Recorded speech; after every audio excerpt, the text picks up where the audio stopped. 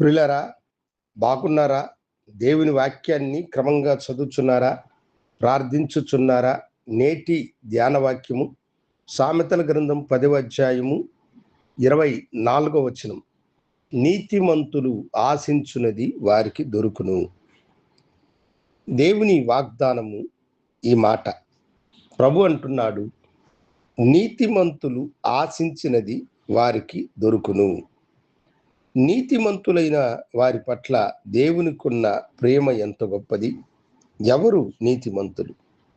ఎవరు దేవుని నీతిని అనుసరించి దేవుని చేత పిలువబడ్డారో, ఎవరు యేసుక్రీస్తు యొక్క రక్తం ద్వారా కడగబడి నీతిమంతులని పేరు పెట్టబడ్డారో వారిని గురించి ఇక్కడ చెప్పబడుచున్న మాట ఇది. నీతిమంతులు ఆశించేటువంటిది వారికి దొరుకుతుందంట. నీతిమంతులు ఈ లోకానికి మేలు జరగాలని వాంఛించేటువంటి వారు. లండన్ మహానగరము పాపముతో నింపబడి పాపముతో అది మిళితమై జీవించేటప్పుడు జాన్ వెస్లీ, చార్లెస్ వెస్లీ జంట సహోదరులు ఇద్దరు కూడా దేవుని సన్నిధిలో వారు ప్రార్థించారంట. ఏమని? ప్రభువా, ఈ పట్టణమును మాకు అనుగ్రహించు, లేకపోతే మా ప్రాణాన్ని నువ్వు తీసుకో అని ప్రార్థించారంట. ఆ అన్నదమ్ముల యొక్క పట్టుదల కలిగిన పరిచర్యలో ఆ పట్టణము ఇంగ్లాండ్ దేశమే కదిలించబడి ఉజ్జీవ జ్వాలలు ఆ దేశమంతా రగిల్చి పాపములో ఉన్న అనేక మంది మనుషులు యేసుక్రీస్తుని తమ సొంత రక్షణగా అంగీకరించి దేవుని కొరకై వారు జీవించారు.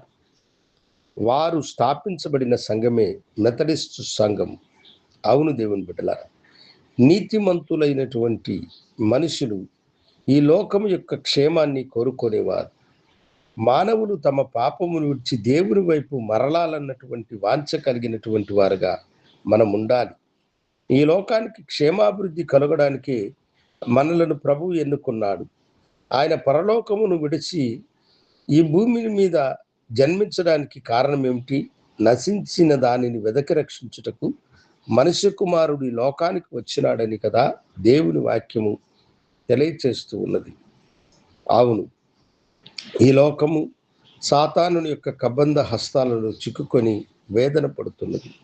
ఈ లోకాన్ని పట్టి పీడించుచున్నటువంటి మత్తు పదార్థాలు, తీవ్రవాదము, నరహంతకుల రాజ్యము అంతము కావాలంటే దేవుని బిడ్డలైన నీతిమంతుడు దేవుని సువార్త వలన ఈ ప్రపంచమంతా దేవుడు తన యొక్క స్వాధీనంలో ఉంచుకోవాలని వాంఛించి ప్రార్థించండి.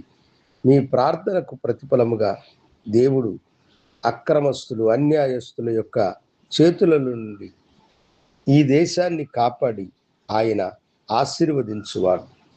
ప్రతి మనుషుడు కూడా జీవము కలిగి జీవించాలన్నది దేవుని యొక్క ప్రేమ, కృప. ఆ కృపకు మనలను మనము పాత్రులుగా చేసుకొని ఈ లోకములో నాకు ఇది కావాలి, నా కుటుంబానికి ఇది కావాలి అని అడగడం కంటే నీతిమంతుడా, నీతిమంతురాల దేవుని సన్నిధిలో నువ్వు ప్రార్థించు. ప్రభువా, ఈ దేశాన్ని మార్చుము.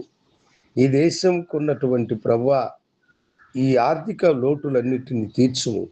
మా దేశము కృపాక్షేమముతో నింపబడాలని ప్రార్థించండి. మీరు ఆశించినది దొరుకునట్లుగా చేయు దేవునికి మిమ్మలను మీరు సమర్పించుకోనండి. ప్రార్థించుకుందాం. గనుడా, పరిశుద్ధుడా, నీ బిడ్డలు వాంఛించినది వారికి దొరుకునని చెప్పారు.